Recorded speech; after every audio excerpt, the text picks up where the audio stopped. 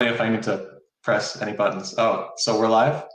Yes, we're live. You're listening to Interchain FM, the Cosmos radio station, as part of the Interchain Jam series. And here we go.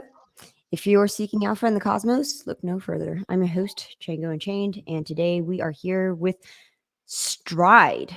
I'm sure you are already aware what STRD is, but if you are not, it is a liquid staking derivative protocol with its own app chain. And I'm here with John Galt. John Galt is the head of growth at STRD. So we're going to get into it. Welcome to the show, John. Hello, great to be here. John, how did you get into Cosmos? Like many people, I was attracted to Cosmos by Terra. So like I guess a bit of a personal question just to give you my personal background. I've definitely been interested in crypto for a very long time, like mainly Bitcoin. But I was kind of attracted to Terra in, when was it?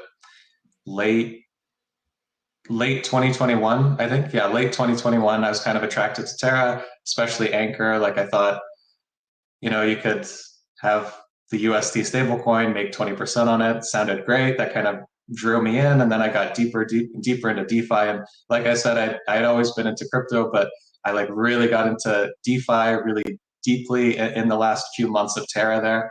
And then of course there was the crash, and maybe that was a good thing. The silver lining of the crash was that I kind of moved more so out into the cosmos, discovered all these other great chains, Osmosis, obviously the Cosmos Hub, and then STRD was born in. They started publicizing themselves, I suppose, in the summer of 2022. I got interested. They brought me on board. We launched our blockchain in September of 2022, and here we are today. So that's my personal background. Yeah, so some background with the liquid staking token. That concept, from what I understand, was pioneered by the Chorus One team. And that was all the way, we were talking about that all the way back in 2018 when we first had our very first Cosmos conference. It was called Interchain Conversations, and that was in Berlin, 2018, the summer of 2018. And it was such an early notion then, because people were still talking about liquid collateral as a concept. And now it's interesting to see it actually working in production so well this year, with STRD pioneering the product. So and it's a phenomenal product, by the way. The UX is great, and there's just nothing complex about it. So I think you guys have done a really great job in onboarding a lot of new members to the ecosystem. Yeah, absolutely. I mean, it's a product that needed to exist. I think in the Cosmos, Terra was the first to really capitalize on the power of liquid staking. Obviously, with Anchor, what you would do is you would take your Luna, you would mint the liquid staking token B Luna, and you would put that down as collateral, so you could have like a big money market collateralized by a Cosmos token, and you weren't forfeiting your staking reward. And Terra was very early with that, and that's of course one of the reasons that Terra became so big. Obviously, there were other reasons like Ponzi-nomics and whatnot, but they definitely saw the power and usefulness and the necessity of liquid staking.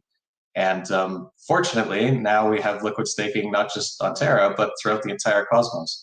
STRD offers liquid stake tokens of just about every big Cosmos token. Obviously, Atom, Osmo, Juno, Stars, Injective, and Evmos. And we have plans to pretty much do every token in the Cosmos, because so long as you have a staking reward, and so long as it's like pretty significant, then that's really a big disincentive to doing anything else with your token except for staking it.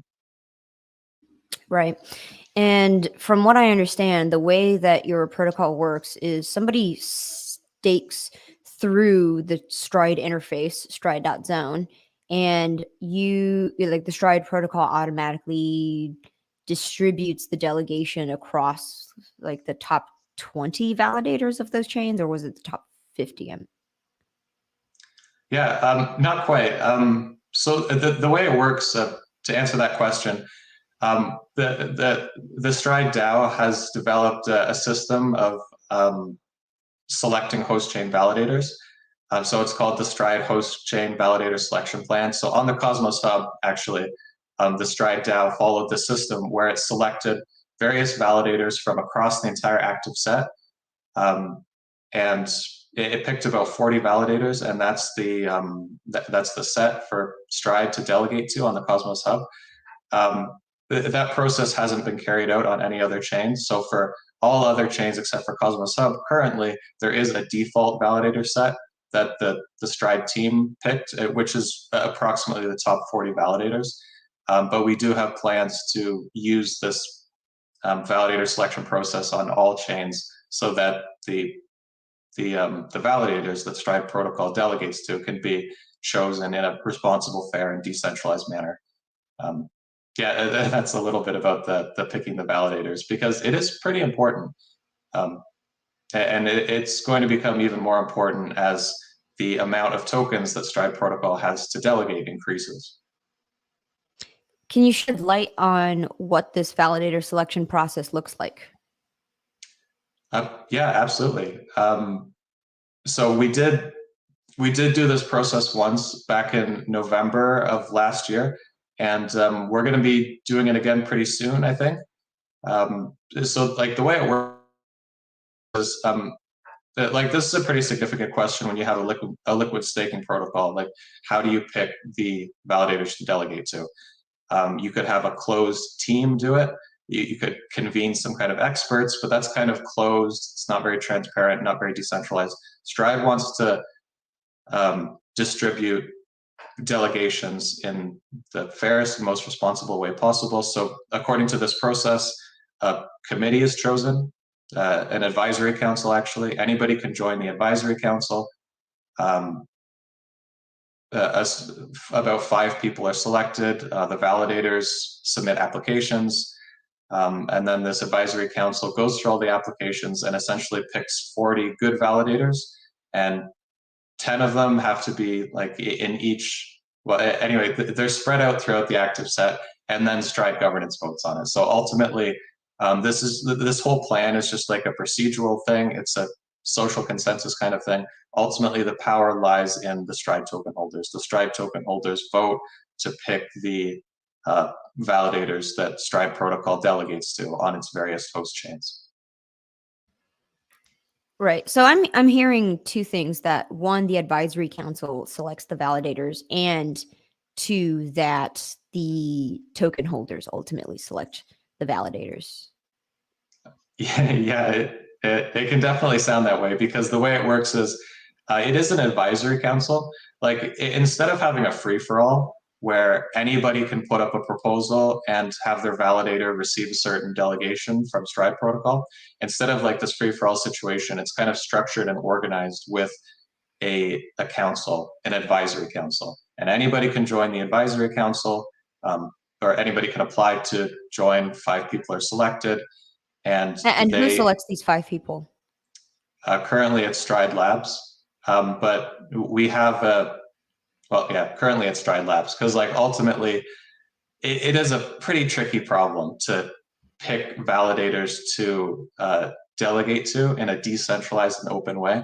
But yeah, anybody can apply to join the council. STRD Labs picks the people who are going to be on the council, and they're all like representative people from the ecosystem. They're not employed by STRD Labs. And then ultimately the STRD stakers can choose to approve the set that has been recommended to them or not. So like there is a lot going on here with this plan, and it's kind of an involved thing. But like, if you think about it, like, it's a pretty tricky problem how to pick delegators on host, or how to pick validators on host chains in a fair and responsible way, without it being like some kind of closed council or some kind of multi-sig or some kind of group of experts that is sort of excluding other people. But yeah, and this is just one aspect of the STRD protocol. Right. Okay, so we're actually receiving questions from the audience rather early on, so we'll just cover those. Mr. S asks, I wish it was easier to understand what percentages of each ST token is received per atom staked. For example, 10% of staked Osmo, 5% staked Evmos, etc. Is there a calculation somewhere, or is it random? Oh, it's certainly not random. And this is a really good question. This relates to the core of what STRD protocol actually does. So when you take one atom and you deposit it with STRD protocol, it no, how to explain it? Let's see. Yeah, so at the very beginning, back in September when we launched, if you were to take one atom, deposit it with STRD protocol, it gets staked. So there's an address with lots of staked atom, and for every atom that you stake, the protocol mints one ST atom. And so anyway, like the thing is, in this pool, the rewards are staked, the tokens are staked, and they're earning staking rewards, and that's compounding it. So the thing is, the amount of ST atom is consistent, but all of the atom in this address is growing because of compounding staking rewards. Sorry, maybe I didn't explain that very well. But what essentially is going on is the value of one ST atom is appreciating against atom at the staking reward rate because of how the staking rewards are compounded. Okay, the next question is Jim Johnson asks, won't STRD token price be manipulated to get governance control over their tokens by taking atom liquidity and dumping ST atom, forcing redemptions and lowering the value of STRD and liquid staking to STRD? Okay, this is kind of a big question. Let me see.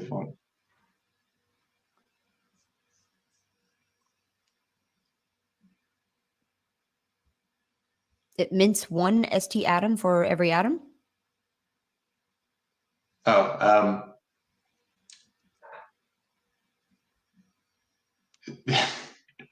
sorry,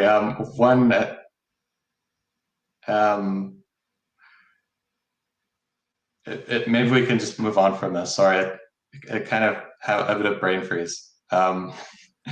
And sorry, that last question about this attack vector, I don't know, it was kind of a confusing question. Yeah, won't the STRD token price be manipulated? I'm not really sure what the premise here of this attack vector is. But these are certainly very technical things. And sorry, I was I think we would talk about more general things. Maybe we can move on. Right. Okay. Well, this is something that we would definitely want to cover about the STRD protocol, right? I think what he's asking is that, given enough size, if someone wanted to purchase Atom token and then dump it all, like for example, if you had staked Atom and someone wanted to buy staked Atom, and then they would dump it in the open market, like on Osmosis, that could potentially hurt the amount of Atom staked that's on through STRD. That is my interpretation of his question, but I don't know. I don't fully understand it. Won't the STRD token price be manipulated to get governance control over their Atom? Okay. We're just going to move on. Maybe Yeah, Jim Johnson, if you want to reword your question, then we could get back to that later. But anyway, so we're going to talk about the novel use cases of ST Atom, right? So what are some of those use cases? Yeah, definitely. Okay, yeah, this is definitely something I'm prepared to talk about. ST Atom is, at this point, potentially one of the most useful tokens in the Cosmos. The exciting thing is, like we were talking before, with the advent of liquid staking, for the longest time, it was very difficult to do anything. It was very difficult to do things with Atom on chain except for staking. Because when you do anything with Atom on chain except for staking, you have an opportunity cost of 20% per year, which is the staking reward rate. So if you're providing it as liquidity, you're facing that opportunity cost. If you're collateralizing it, you're facing that opportunity cost. Whatever you're doing with Atom on chain, even if you're using it to trade NFTs on Juno, the opportunity cost is 20% per year. So whatever on-chain activity you may want to be doing with your Atom, essentially you have to clear that hurdle rate. You have to earn more than 20% per year, or else it's really not worth the opportunity cost. You may as well just stake it for that safe Atom staking yield. But of course, with liquid staking, that opportunity cost is removed because you take Atom, you mint stATOM, and then it's liquid, but you're also earning the staking reward. And so what we've been seeing since September when STRD launched, and stATOM was the first native liquid staking token for Atom, since that became available in September, there's really been DeFi has really been flourishing in the Cosmos because finally you have a native collateral asset that can be traded or collateralized without incurring this huge opportunity cost, or without having to apply incentives to make it, make economic sense. So all throughout the Cosmos, on Mars Protocol, on Osmosis, on Kajira, on Umee, on Shade, you see stATOM being collateralized. And that's really exciting because it's finally enabling like sophisticated DeFi here in the Cosmos. We've seen it in Ethereum, but now we've got it here in the Cosmos. What are your thoughts about how this liquid staking derivative actually circumvents what the 14-day unbonding period actually prevents, which is the long range attack? So, is there a limit to how much people can liquid stake with STRD, such that it doesn't hurt the security budget of the underlying chains of the underlying chain, like Atom? Yeah, absolutely. That's an important concern. Fortunately, currently the amount of all staked Atom that's liquid staked is very, very small, less than 1%. So we are talking about a very, very tiny amount of all staked Atom. However, potentially and hopefully that would grow because the more liquid staked Atom you have, the more useful Atom is on chain. So recently the Cosmos Hub has, actually they passed a signaling proposal for the liquid staking module. The liquid staking module is kind of a bundle of things, but one thing that it includes is a cap on liquid staking such that only 25% of all staked Atom will be eligible for liquid staking. And with that cap in place, it really, it removes several of the main risk factors for liquid staking. All right. So you briefly mentioned that this is similar to liquid staking on Ethereum. So this, as I see it, STRD is the Cosmos answer to Lido or RocketPool, right? But not just for Ether, but for all Cosmos chains, native tokens. So would you say that STRD is different or similar to Lido, and in what way? Well, it's definitely similar conceptually. Like obviously it's the same concept, liquid staking. However, there are, I would say there's probably like one really main difference is that obviously STRD does interchain liquid staking. So with Lido, if they're going to be issuing a liquid stake token of Ethereum, they're going to have smart contracts and everything, and they're going to be based on Ethereum. Or if they're going to have a liquid stake token of Sol, they'll be on Solana, etc. But with STRD, because we're in the Cosmos and because it's much easier to do interchain things, STRD is its own blockchain. We're an Appchain, and STRD is able to provide liquid staking for chains with no STRD smart contracts at all.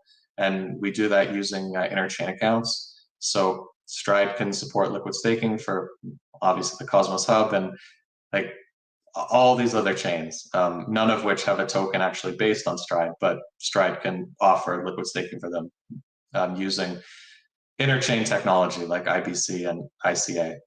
And I think I would say the second thing that differentiates STRD from Lido, it's not so much like STRD from Lido, it's also our situation. The situation in the Cosmos is quite different than the situation in Ethereum in that liquid staking is much more necessary in the Cosmos, I would say, because you look on Ethereum, like obviously Lido, like their bread and butter is the ETH token. They've issued a huge amount of liquid staked ETH, but the staking reward for that ETH is only I think 3, 4, 5%. It's actually rather low. So the opportunity cost to use unstaked ETH really isn't that high, or in other words, the hurdle rate really isn't that high. If you're using unstaked ETH, whatever on-chain activity you're doing, all you have to do is clear a hurdle rate of whatever the staking reward rate is. And it's rather low because it's real yield. It's like 3, 4, 5%. But here in the Cosmos, it really is extremely difficult to use proof of stake tokens on chain without liquid staking. Like the best case example here is you look at something like Evmos, which previously had a staking reward of over 1,000%. And that's just crazy. Like anybody who has unstaked Evmos liquid on chain at that time when the staking reward was over 1,000%, they'd be incurring a significant loss in terms of forfeited staking rewards every single day. And that staking reward has gone down, but it's all relative because it's gone down a lot, but it's still 80% for the Evmos token, 20% for Atom, roughly 20% for Osmo, roughly 40% for Juno. These staking reward rates are very high, and they make it really prohibitive to use Cosmos proof of stake tokens on chain without liquid staking because you're forfeiting your staking rewards. So in that sense, the situation that STRD is in is a little bit different than the situation that Lido is in. Like for Lido and for Ethereum, basically liquid staking for ETH is nice to have. It's like a nice bonus. But here in Cosmos, I would say liquid staking for these huge APR tokens, it is not just a bonus or a luxury or something that's nice. It's really essential to enable sophisticated DeFi. Yeah, I would argue that liquid staking for Ethereum was absolutely critical in before the Shanghai upgrade. Now that there's a Shanghai upgrade, okay, maybe not so much, but the process has been inverted, right? We in the Cosmos land, we didn't need any liquid staking derivatives because everything was already on proof of stake and redeemable. But in ETH, it was like your ETH was locked up with just a one-way street, and you were not sure whether or not you could redeem it again. Therefore, you would use. Yeah, that's a good point. And as I understand it, even today, it's more difficult to stake your ETH yourself than it is on Cosmos. I mean, obviously, you need 32 ETH, so there are some more obstacles. I would say economically, liquid staking is really more of a necessity in the Cosmos, but maybe technically, it's more of a necessity over on Ethereum because here in the Cosmos, it's very easy to stake by yourself. But on Ethereum, I think it's more difficult to stake by yourself, especially if you don't clear that threshold of 32 ETH. Mm-hmm. Yeah, I mean it's a difference in design where I think the ETH core developers were trying to optimize for lowering the barrier to entry to run a validator without realizing that they've raised the barrier to entry for delegators. So that was the trade-off. Yeah. Why has STRD been on a rip lately? I think that's been the question that I've been receiving mostly. And to me, it's obvious that it's because STRD is the liquid staking derivative protocol for Cosmos. But in terms of actual token utility, why is the STRD token so just been going up and up? Yeah, well, that's the price of the token, and given where we are in like 2023 with DeFi and crypto, it's not good to really focus so much on the price of the token, even if it's performing very, very well. But I will say, recently this year, or earlier this year, I think in February, the stRD, so the community of STRD token stakers, implemented something called Prop 8. And Prop 8 was a governance prop that was signaled much earlier, back in November or even October. And the idea was to take all of the revenue that STRD protocol generates and give it to STRD token stakers. So that was passed as a signaling proposal last year, but it was only implemented in February of this year. And so now there's a direct correlation between the staking reward rate for STRD token and the TVL of STRD protocol. STRD protocol generates revenue, which maybe is unique among some Cosmos blockchains, but STRD protocol does generate revenue, and that revenue is 10% of the staking rewards collected by liquid stake tokens. So as the TVL goes up, more staking rewards are being collected and the fee goes up, and 100% of that fee is going to people who own the STRD token and stake it. And so that happened in February. That was a big thing, very good thing for alignment with the project. And then especially in April, you've really seen, if you look on DeFi Llama, you've seen the TVL of STRD pretty much go vertical. It's at about $30 million now, and what you do is you take the blended stake and reward rate of all the various tokens, liquid staked with STRD, and then take 10% of that, and that is the revenue, and that revenue is going straight to STRD token stakers. That's definitely one element of it, like that's the bare bones economic reality of what's going on with STRD protocol, and maybe that influences the price of the STRD token. But then there's other things about positioning and about how STRD is really becoming the preeminent, like undisputably the biggest liquid staking provider in the Cosmos. And we're really hitting that inflection point now and becoming very, very big and getting lots of integrations. And the Interchain Security proposal that hit quorum only today, I believe, is a big part of that as well. Right. So I think so. Jim Johnson, going back to his question before, he says, so when it falls with redemptions, then token price falls. I think I'm starting to get what it is that he was trying to get at earlier. Yeah, well, I'm still a little confused myself. But yeah, I suppose you could make that correlation if you wanted to. You could say the price of the STRD token is correlated with TVL. So if the TVL were to fall, maybe people would reprice the STRD token. That's for the market to decide. Yeah, right. So this STRD's protocol, for the STRD token utility, is similar to how RocketPool and Lido do revenue share, right? Based on how much it is that the protocol is has staked under them. Roughly, yeah, I believe so. Right. So I guess the speculation comes in when people are saying if the TVL lowers for whatever reason and your fees lower, then you ascribe less of a premium to the token. Yep, some people may want to do that. There are some. Well, and then there's also like the governance use case of STRD. I mean,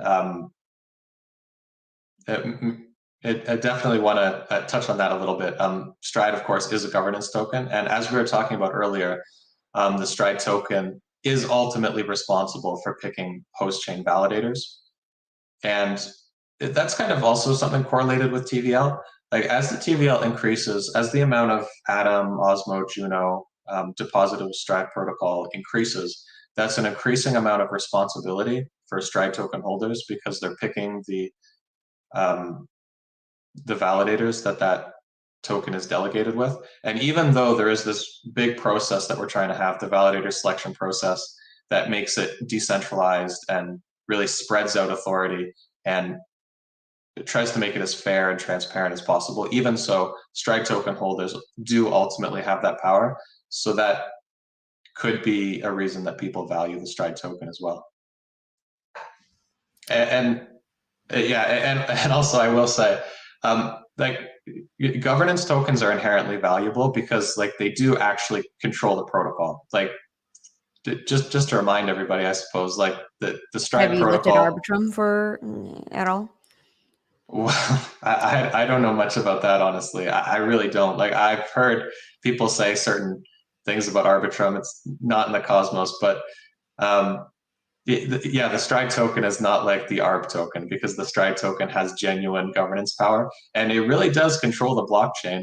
And if you look at our tokenomics and you see how the Stride token is being decentralized, so that like there's no one big stakeholder. There are many, many small, various different stakeholders. And all those people together collectively control the protocol. And so the bigger the protocol gets, the more significant it is, the more valuable that governance control would be. And one important statistic here, if you take a look at Map of Zones, Stride Protocol is one of the leading IBC, Stride blockchain is one of the leading IBC blockchains in existence. Like you look, and the top three are Osmosis, Cosmos Hub, and Stride, and they're pretty much neck and neck in terms of the amount of value transferred over IBC. So Stride is actually becoming a very important, prominent blockchain in the Cosmos. And it's really the connective tissue that kind of brings the whole Cosmos together because it really enables DeFi everywhere. So to the degree you may think that a decentralized protocol like that is valuable, you may also think the governance token that controls it is valuable. Yeah, I mean, so there's case studies like Arbitrum that cause people to pause for a second there, because, well, first of all, the Arbitrum team held something like 40% of the entire token supply, and so when the stakers voted for against a governance proposal, the team just overrode whatever the wishes of the community were. And so that's the little bit of decentralization theater there for you, right? So there's this, no matter what it is that you say, yes, you could say we're decentralized, but at the same time, um, there's plenty of decentralization theater being played out right now. And the other thing is, even if I mean Cosmos Hub has this issue too. Any proof of stake chain has this issue, especially when a centralized exchange or a big player comes in and they start offering staking services. So, most of their users on the centralized exchange stake with them. And then all of a sudden, out of nowhere, even if your chain has been running for 2 years and you've reasonably distributed the staking token, um, the delegations end up concentrated with a centralized exchange. And then, with Ethereum, even now between Coinbase custody and Lido, just a couple of months ago, they had 40% of the staking power.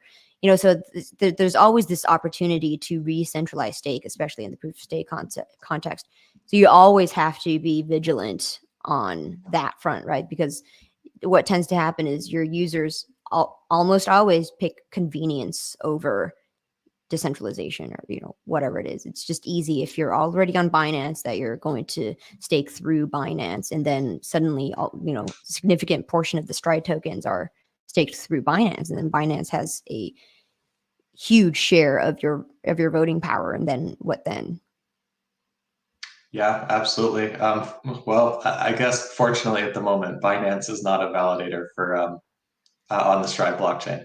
Actually, I don't think there are any centralized exchanges that validate on the Stride blockchain, mainly because Stride token doesn't trade on centralized exchanges. Yeah, I mean, Only, but once it gets big enough, right? It's inevitable. well, hopefully. I mean, I guess that'd be a good thing in a certain sense. That would be a sign of success. But the bigger you get, definitely the more like inherent centralizing forces kind of press in on you. That being said, how much of the Stride token does the Stride team/foundation hold? Yeah, well, you can take a look at our tokenomics. They've been published on our website since August of last year. Off the top of my head, I think the team portion is roughly 25%. Yeah, that's a pretty significant portion. Yeah, absolutely. It's about average if you look at different projects. But one special thing about the Stride tokenomics is 50%, well, a little bit less, but roughly 50% of the supply of the Stride token um, is earmarked to be distributed to the community in various ways through like liquidity incentives, airdrops, grants, and other things. If you look at all these different tokenomics pie charts and you compare them, some of them do certain things. They have foundations or this or that. Um, but something very simple about the Stride tokenomics is 50% do eventually just get distributed. That like, out on the market. Yeah, I mean, I would argue that that's the minimum. If right, Well, I don't know. should be base case. Should be, and there are like certain. There's lots of things to value, or there's lots of things to balance for sure, because you want when you're talking about the distribution of a token, you want as many stakeholders as possible, but you also want those stakeholders to be like knowledgeable, and you want them to use their governance power wisely. If you were to have a token and just distribute it like 90% airdrop, and there have been some tokens in the Cosmos that have tried the strategy, just like a 90% airdrop, maybe the people who form that DAO or that community won't be as knowledgeable or skilled, or they won't have as many insights as um, other people might have. So there are definitely different approaches to distributing a token. Absolutely. And for the team tokens, how long is the lockup, if any? Um, Are well, they it's vesting? yeah, vesting for sure. It's a 1 year vest, or sorry, 1 year cliff, 2 years vest, I think. But you can take a look at the tokenomics on our website. I haven't read the article myself in a number of months. Okay, so we've got Mr. S saying, I think Cosmos is just enough decentralized at the moment to stay out of the SEC's crosshairs. When more guidance is issued, the ecosystem could come together or move further apart. It has that ability.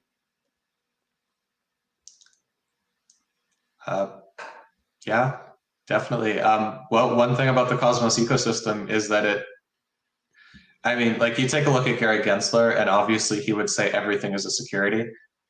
Um, I don't think he would like but believe there's much of a spectrum. He just thinks everything's a security except for Bitcoin. But I think if you were to take a nuanced look at things, like I think the Cosmos ecosystem is more decentralized than other ecosystems. Like we were talking a minute ago about Arbitrum and decentralized theater. There's definitely a lot of multi-sigs going on over on Ethereum and a lot of foundations. And I think on the whole, there's probably less of both of those things in the Cosmos. Sure, that is absolutely true. So going back to the fact that the Stride app chain is going to be interchain secured with the Cosmos Hub. Um, Given that an early iteration of interchain security does not necessarily have the um, design concept of augmenting Stride's existing liquidity, right? That from what I understand, V0 of interchain security only supports atom staking. It's not like, Right. if you're an already launched chain, the atom security budget would augment whatever security budget already exists on your chain. So do you have any idea how that's going to work, given that your app chain's already running and people are all already staking Stride? Yeah, absolutely. I'll try and give my explanation as best I can. But if anybody wants to read the full proposal, it's of course available on the Cosmos Hub governance forum. Yeah, so what Stride's going to be doing here is Stride, obviously it's already a live chain. We've got a set of 100 validators. Those validators are essentially going to be retiring their nodes, and they won't be validating the Stride blockchain anymore. The Stride blockchain, after Stride adopts interchain security, will be validated by the Cosmos Hub validators. So it's kind of going to be like the Ethereum merge a little bit. Ethereum swapped out proof of work for proof of stake mid-flight. And the Stride blockchain is going to do something similar. We're going to be swapping out our validator set for the Cosmos Hub validator set kind of mid-flight. However, we do recognize we already exist as a chain, so we're not kind of starting from a blank slate here. Users who use Stride protocol, the Stride blockchain, maybe stake the Stride token, they probably won't notice a difference. We'll still have validators, kind of, but they'll be called governors. We'll have 100 governors. The validators who currently have their stake and are validating, they'll no longer be running their node, but they'll retain all of the stake they may have that people may have delegated to them. And they'll still get to vote on behalf of those delegates if they want. People who are staking Stride token will still be staking Stride token. They'll still be earning staking rewards. So from a UX perspective, if you weren't following governance and you weren't on Twitter, you might not even notice that Stride changed to ICS instead of its own validator set. But that begs the question, what then happens to Stride's utility? So if I'm staking Stride with Stride governors, but yet the chain security is using Atom security, doesn't that take away one utility from the Stride token? In a technical sense, I suppose, because like the Stride token right now is providing economic security. Like the whole point, obviously, is you stake your token that provides economic security so that nobody can attack the chain. The Stride token is no longer going to be providing economic security. All the economic security will be provided by the Atom token. However, we don't have to have governors here, and it doesn't have to be configured this way. If you take a look at Neutron, they're definitely taking a different approach. Neutron's going to look pretty different from a standard Cosmos chain, but I would say Stride, the Stride blockchain, since it's already live, we're probably going to look something halfway between Neutron and a regular Cosmos chain. So people will still be staking their Stride token. Go ahead. I'll stop you right there. When you say Neutron is different, how is it different? Well, with Neutron, I'm not an expert here. I've just read the publicly released information like everybody else has. But when you have your Neutron token, you put it in a voting vault. It's kind of like you just deposit it in a voting vault. You just put it, stake it in a certain place, and then you can vote with it. There's no governors. Nobody votes on your behalf. Actually, the governance, they're basing it off of DAO from Juno. So it'll kind of look and feel quite different from a regular Cosmos chain. Whereas the Stride blockchain, once it adopts Interchain Security, it won't quite be the same, but it'll still kind of look and feel the same, because you'll be able to look at the list of 100 governors. You'll be able to stake with them, unstake. They'll be earning a commission if they want to. They can have 0% or as high as they want. And governors are probably going to be run by typical validator companies. Like the only difference between a governor and a validator is they won't be running a node. They may still provide infrastructure, RPC endpoints, provide content, analytics, because they will be still wanting to attract delegations. It's just they won't be running a node because it'll be secured by Interchain Security. So it'll be kind of like a hybrid. Well, yeah, at that point, what is the point of staking Stride other than to share in the fee revenue? Well, you'll still be voting with the Stride token. In order to vote with the Stride token, you'll have to stake it. It's true there are some aspects here that are kind of arbitrary and unnecessary. Right, like the point that like why stake it? Why is staking necessitated if it's not used for proof of stake? Exactly. Those can be considered appendages. You know, kind of like an organism evolves, but it still has certain appendages that are no longer quite necessary. This is a pretty big deal, and like Stride is a very large and successful blockchain, and there are many parties and different perspectives involved. So in order to make this transition happen, we determined it wasn't a good idea to kind of go back to square one or start from a blank slate like Neutron is doing. Neutron has the ability to start from a blank slate. They can design everything exactly for interchain security. Whereas with Stride, it's going to be a bit of a compromise because like you do have to consider the validators on the Stride blockchain.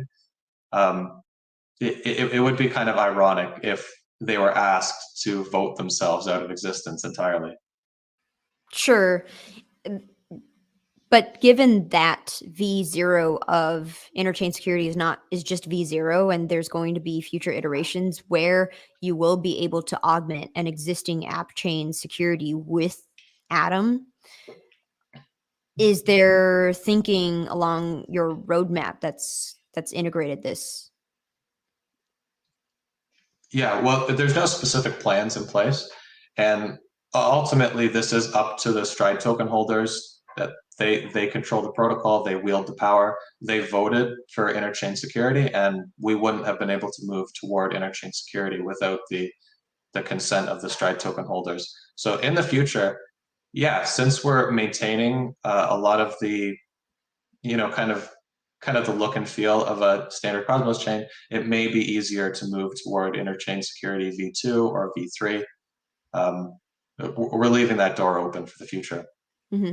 All right. And given that your proposal just hit quorum, in that proposal, you have you're asking for the Cosmos Hub to allocate 450,000 Atom to incentivize the staked Atom/Atom pool on Neutron's Astroport. Oh no, definitely not. Not incentivized. They're not incentives. It's just seed liquidity. Oh, seeds the liquidity in those pools, not Yeah. they're not yield farming incentives. No, not at all. I don't think governance would pass that. That's like $5 million worth of Atom. No, the idea is Stride is going to have interchain security. And so there's this thing called the Atom Economic Zone. It's kind of this fledgling organism with burgeoning properties. It's just coming into being. Like the thinking is if you have all these chains that have interchain security, then it's in their best interest that the Cosmos Hub performs well because it's providing them security. And it's in the best interest of the Cosmos Hub that those chains, the partner chains, perform well because they're providing revenue to the Cosmos Hub. So given these conditions, it really makes sense to have economic deals and to further alignment. And part of that is, according to the proposal, the Cosmos Hub is going to take 450,000 Atom and put it into an stATOM liquidity pool on Astroport on Neutron. And the great thing about that is that's going to be helping Stride because it's going to provide more trading liquidity for Atom stATOM. That's a good thing. And it's also going to be helping Neutron because it's going to provide some bootstrapping liquidity there on the Astroport DEX on Neutron. And it's a pretty sizable chunk, $5 million, that could attract users, developers, and make Neutron a little bit more relevant. And of course, it'll cause trading volume, transaction fees, MEV revenue, and that'll increase the ICS payments from Neutron to the Cosmos Hub. So that's the idea with the 450,000 Atom ask. I like how MEV revenue is talked about as if it were a bonus when MEV is a dramatic negative side effect of chains. Potentially, that's a perspective for sure. I mean, Osmosis has certainly embraced MEV capture, and it's doing pretty well for them. Right. Yeah, sure. And MEV capture as a way to revenue share in it, but not mitigate it altogether because it messes with trading. Well, yeah. Mm-hmm.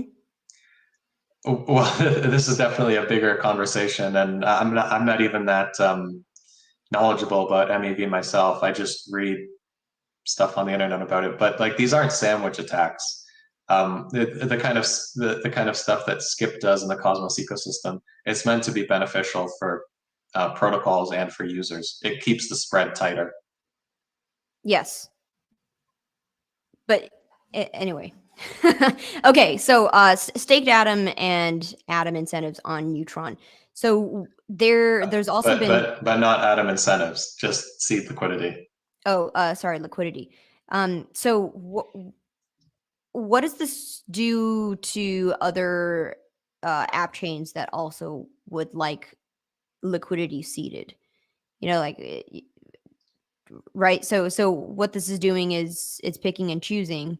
So I mean, have you received feedback from other app chains that are saying, hey, this is kind of unfair? Yeah, there's been some discussion certainly on the Cosmos Hub governance forum. A representative from Osmosis felt that Osmosis should receive some of the seed liquidity, like maybe so like it's 450,000, maybe half of it could go to Neutron, half of it could go to Osmosis.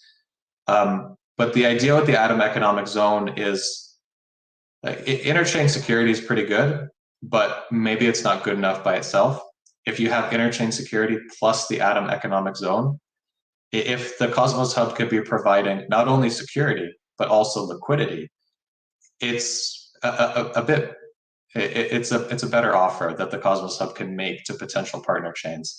And so the thinking is if the Cosmos Hub is sharing liquidity with many chains in the Cosmos ecosystem, then why would they adopt interchain security and become partner chains, you know, if they don't have to in order to get liquidity?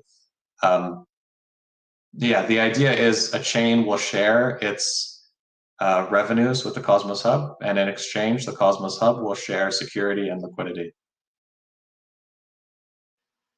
Okay. And so the goal here is to get more chains adopted into the Atom Economic Zone.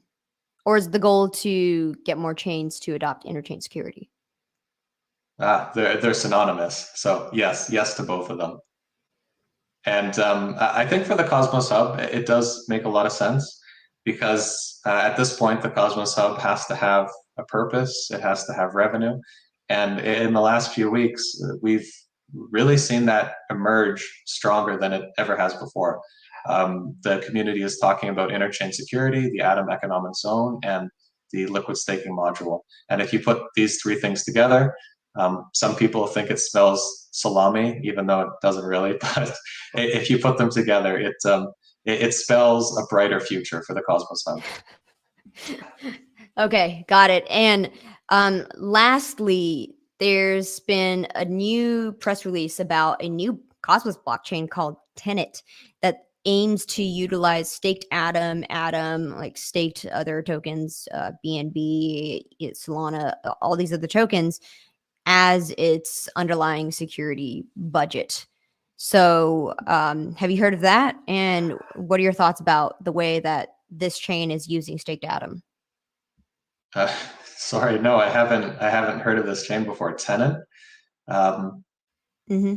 No, that's pretty exciting. So you're saying they want to take liquid stake tokens of Atom and make those tokens stakeable on their blockchain to provide them with economic security, and then they'll provide staking rewards to those tokens? Yes, it's crazy. They call it liquid staking derivatives. Oh, okay. Well, it's not that crazy actually, because like this is the Derivatives on derivatives. yeah. What Well, can go wrong? this is what people are talking about right now. Like this is the alliance plan from Terra, right? Alliance, the alliance like shared security or economic cooperation idea from Terra is just that. You take an exogenous token, maybe an LSD, and then you stake it on the Terra blockchain. And Chain is also thinking of doing something similar with their proof of liquidity idea. So, like, yeah, these ideas, like this kind of thinking is very current, and it's definitely the direction that things are going in, especially here in the Cosmos ecosystem. You want to take it with a grain of salt because you got to give credit where credit is due, right? Terra, particularly from Do Kwon, has been exceptionally skilled at creating Ponzi-nomics without considering security. So that's just like take it with a grain of salt, right? Like if your foundation is built on derivatives upon derivatives for security, that's you might want to take a step back a little bit. But that being said, it's an interesting product, and so long as not more than something substantial like 30% of your staking budget is on something like a derivative of a derivative, then maybe you have something more substantial to stand on. But that's just something to keep in mind. For sure. Okay. All right. And we've had a great conversation. We're coming up on 1 hour. What are upcoming announcements that people could look forward to about STRD? Are you attending Cosmoverse? Any Absolutely. housekeeping items? No, I don't think so. I would just say to finish up, liquid staking really is the future of the Cosmos. It's probably the future of all proof of stake blockchains, because again, like the central core idea, the very powerful idea here is that when you have a token and you can stake it, if you're not staking it, then you're sacrificing whatever staking yield you may have been able to get. You've got that opportunity cost. So even with trading tokens, like you look at all the dexes on Cosmos, most of the tokens trading on those dexes are unstaked, so they're forfeiting their staking rewards. And the only reason that people would provide that liquidity is because of the huge incentives they're getting. Doing things unstaked, whether it's collateralization, trading NFTs, it's really quite unsustainable, and liquid staking is a solution to that problem. So I think even over the next couple of weeks, there are some certain things planned on, well, the things that are going to make liquid staking even more prominent in the Cosmos ecosystem. For example? Oh yeah, for example, you can take a look at the the Evmos Commonwealth governance forum.